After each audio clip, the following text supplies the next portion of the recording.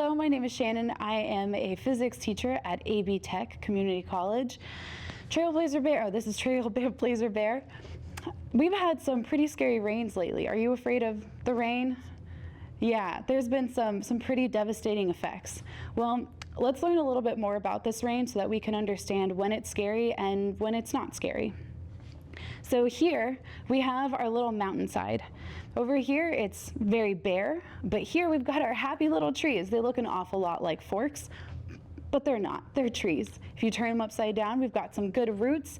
They're, well, you know, it's winter, so they're missing some leaves, but these are our trees. Let's take a look at what happens when it rains over here on this mountainside where there are no trees.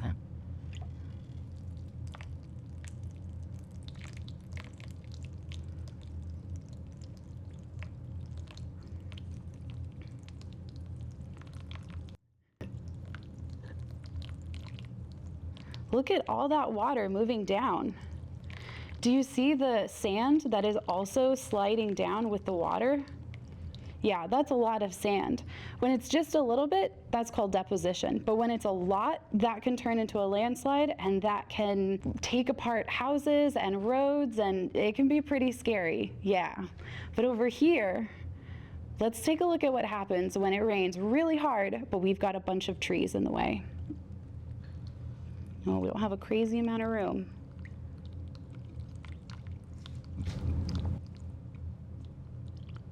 The water is moving a lot more slowly.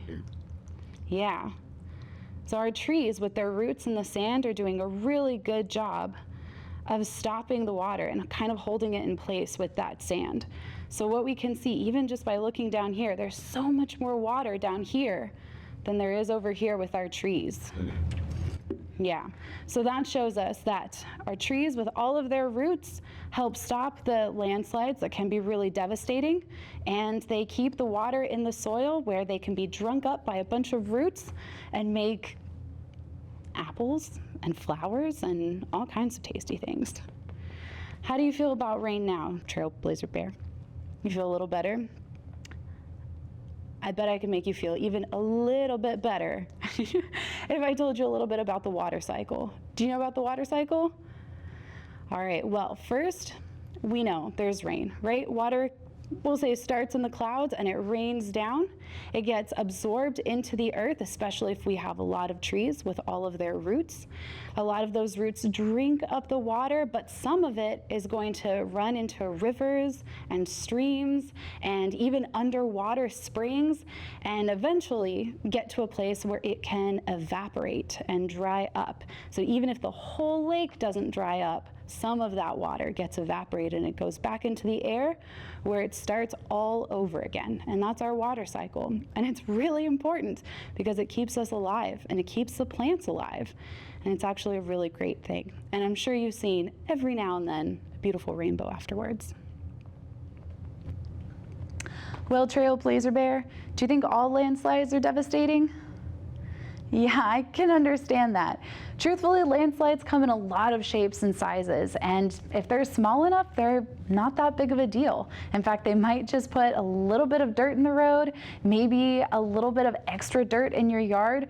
It's when they get really big that we have a problem, and that's why these trees are helpful, because they keep that landslide from getting too big. Yeah. Speaking of trees, do you think trees play a big part in the water cycle? Yeah, they do. Not only do those roots drink up a bunch of water, but then they're able to produce all kinds of fruits and vegetables. I'm sure you love your vegetables, that's right. All kinds of fruits and vegetables that get consumed by animals and in their own way come right back into the water cycle. Yeah, trees and plants are very, very important. If you have any more questions or any more fears about landslides and rain, you can always look up all the different inventions that people have come up with to help deal with heavy rains and heavy landslides.